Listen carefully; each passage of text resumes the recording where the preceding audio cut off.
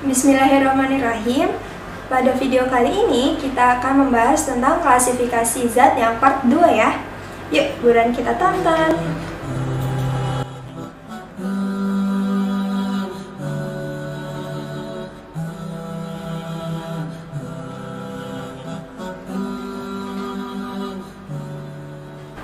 Assalamualaikum warahmatullahi wabarakatuh.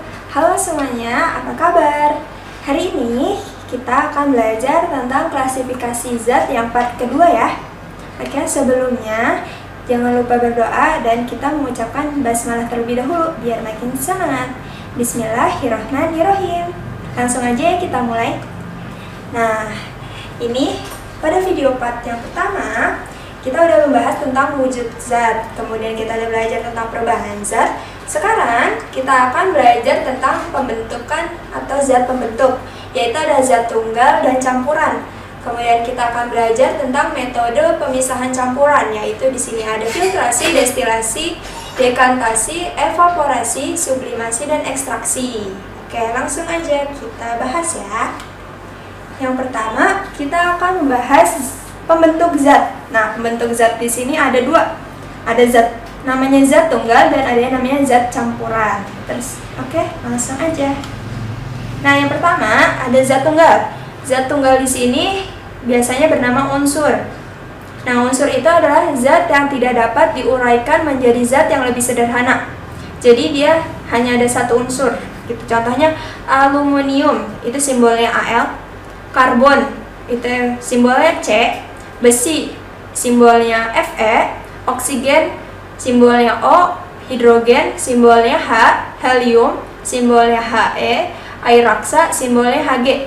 Jadi di sini ini unsur atau zat yang paling kecil atau yang paling dasar. Jadi tidak dapat diuraikan menjadi zat yang lebih sederhana lagi. Di sini kalau ada tulisannya karbon, contohnya nih karbon, simbolnya kan C. Kalau ada yang namanya satu C, itu berarti hanya ada satu karbon. Itu unsur ya. Kemudian masuk yang senyawa. Senyawa ini adalah zat tunggal yang tersusun atas beberapa unsur melalui reaksi kimia. Tadi kalau unsur itu misalnya satu zatnya saja, kemudian satu zat bergabung dengan satu zat yang lain, itu menjadi senyawa. Contohnya di sini adalah senyawa air. Nah, unsur penyusun air ini adalah hidrogen ditambah oksigen. Jadi H ditambah O. Rumusnya itu menjadi H2O. Di sini ada tulisannya H2O, berarti ada 2H dan 1O gitu. H2O. 2H dan 1O. Kemudian di sini ada senyawa yang namanya garam dapur. Nah, di sini itu tersusun dari unsur natrium dan klor. Nah, di sini rumusnya itu adalah NaCl, natrium klorida. Nah, di sini natrium klorida gitu ya. NaCl-nya nih.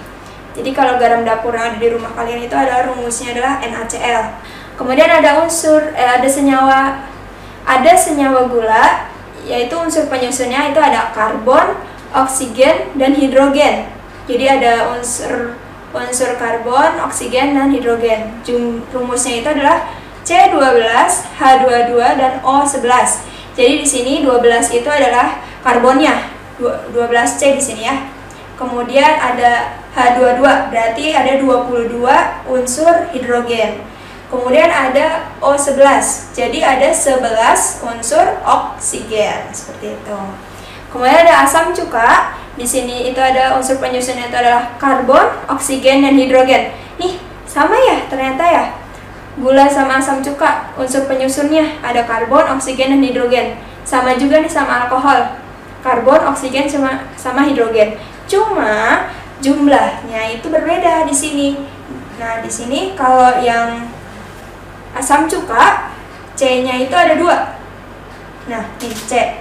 Terus H-nya itu ada 4, O-nya ada 2. Tapi penulisannya harus seperti ini, gitu ya.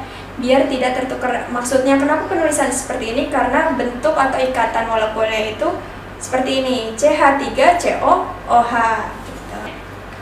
Kita lanjut yang ke campuran. Tadi udah ke zat tunggal, sekarang yang campuran. Campuran itu terbagi menjadi 2 lagi, yaitu ada homogen dan heterogen.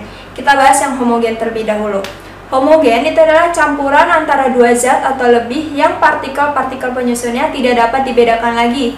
Campuran homogen sering disebut dengan larutan. Contohnya campuran air dengan gula. Ketika kalian melarutkan gula ke dalam air, terus kalian aduk sampai gulanya larut, terus kalian lihat apakah kalian bisa membedakan yang mana air dan mana gula? Udah nggak bisa kan? Karena air dan gula tersebut sudah bercampur, jadi tidak bisa dibedakan lagi yang mana air dan yang mana gula. Itu disebut dengan campuran homogen. Kemudian juga ada campuran air dengan garam. Jadi kayak kalian sama kerjanya kalau misalnya kalian masukkan garam ke dalam air, kemudian kalian aduk sampai garamnya larut, itu kalian sudah tidak bisa membedakan lagi yang mana air, yang mana garam, seperti itu. Nah, bisa juga contohnya ini. Ini misalnya air sirup ya. Air dengan sirup. Ketika kalian masukkan sirup ke dalam air, terus kalian aduk, kemudian hanya berbeda warna kan? Berubah warna ya. Tadinya air yang tidak berwarna, kemudian kalian masukkan sirup yang warnanya merah, pasti larutan tersebut berubah menjadi warnanya merah. Tapi kalian tidak bisa membedakan yang mana sirup, yang mana air, karena mereka sudah bercampur, seperti itu. Jadi kalau homogen sudah tidak bisa dibedakan lagi yang mana campurannya, seperti itu. Kemudian ada yang namanya heterogen. Heterogen ini adalah campuran antara dua zat atau lebih yang partikel-partikel penyusunnya masih dapat dibedakan satu sama lainnya. Contohnya tanah, kemudian air sungai. Jadi kan kalau tanah itu kan ada campuran tanah dan batu-batuan ya, batu kerikil dan semacamnya, pasir gitu kan. Kalian masih bisa bedain yang mana pasir, yang mana batu kerikil gitu, yang mana tanah liat gitu kan, kalian bisa bedain. Kemudian ada air sungai, kemudian makanan dan minuman, air laut, adonan kue, adonan beton cor gitu kan. Adonan beton cor itu kan terdiri dari semen, pasir, terus kerikil ya. Terus kalian jadi adonannya bisa kalian lihat, oh yang ini kerikil, oh yang ini pasir, yang ini semen gitu kan. Nah contohnya itu adalah ini. Bisa juga antara minyak dan air. Minyak dan air ini tidak dapat bercampur. Biasanya kalau kalian masukin minyak ke dalam air berada di bagian bawah, kemudian minyak berada di bagian atas. Nah di sini terjadi perbedaan. Kalau misalnya kalian lihat, bisa dibedain yang mana minyak, yang mana air, seperti itu. Oke, lanjut. Sekarang masuk ke metode pemisahan campuran. Yang pertama dulu ya, yaitu adalah filtrasi. Filtrasi itu adalah memisahkan campuran zat padat dengan zat cair berdasarkan perbedaan ukuran partikel penyusun campuran tersebut. Nah, bisa dilihat seperti ini kalau filtrasi. Filtrasi itu misalnya contohnya ibu kalian, mamah kalian, bunda kalian itu menyaring santan dari kelapa, gitu kan. Kelapa terus dikasih air, terus diperes, dimasukin ke saringan. Nah, dia menghasilkan ini santan gitu. Jadi di sini contohnya itu adalah kelapanya dan air, kemudian diperes menjadi santan gitu. Itu yang filtrasi. Filtrasi sering juga disebut dengan penyaringan. Oke, masuk yang ke dekantasi. Dekantasi ini adalah pemisahan campuran antara zat padat dengan zat cair, namun hasilnya kurang bagus jika dibandingkan dengan filtrasi. Dekantasi ini lebih cocok untuk benda padat yang lebih berat dari zat cair. Jadi kayak gini gambarnya. Jadi kalau misalnya kalian ada kerikil atau ada kayak pasir-pasir gitu di dalam air, kemudian kalian ingin mengambil pasirnya, bisa kalian tuang di sini. Ini contohnya, ini air, ini pasirnya. Nah, terus kalian tuang, tapi harus ada bantuan batang pengaduk. Batang pengaduk itu bisa penggantinya itu kayak sendok atau apapun gitu yang bentuknya seperti ini. Jadi nanti airnya dituangin melalui batang pengaduk ini, jadi airnya mengalir perlahan-lahan. Fungsinya ini, batang pengaduk ini itu biar air atau cairan dituang itu nggak meluber-luber, nggak berantakan gitu ya, biar lebih terarah arah alirannya. Nah, kemudian setelah cairan tersebut dituangkan, nah padatan atau pasir yang kita pengen ambil ini bisa kita ambil gitu cairannya, tapi dituang perlahan-lahan ya. Oke, langsung ke yang penguapan. Penguapan ini adalah proses pemisahan campuran dengan menguapkan pelarutnya. Contohnya ini, yaitu adalah memanaskan air, atau misalnya kalian mencampur air dengan minyak gitu ya. Terus kalian mau ngambil minyaknya aja, ya udah kalian tinggal didihin campuran air dan minyak tersebut. Ntar lama-lama air tersebut akan menguap atau berubah menjadi uap air. Nah, minyaknya akan tertinggal. Nah, di sini deh bisa kalian ambil minyaknya. Itu adalah sistem atau metode penguapan. Oke. Lanjut, yaitu yang selanjutnya ada penyulingan. Penyulingan ini memisahkan campuran zat cair berdasarkan perbedaan titik didihnya. Nih contohnya, penyulingan itu biasa disebut juga dengan destilasi. Tuh. Oke, sekarang masuk yang ke penyubliman. Penyubliman ini adalah pemisahan campuran berdasarkan perubahan wujud padat menjadi gas atau sebaliknya. Jadi tanpa melalui fase zat cair. Contohnya itu adalah ini. Nih. Di sini misalnya kalian panaskan kamper, tahu kan kamper atau kapur barus. Nah, di sini kalian panasin kapur barusnya. Terus di sini kan kapur barusnya itu wujudnya padat. Kemudian kita panaskan, nih panas, nanti uapnya tersebut naik ke atas atau dia akan mulai tersaring ke atas.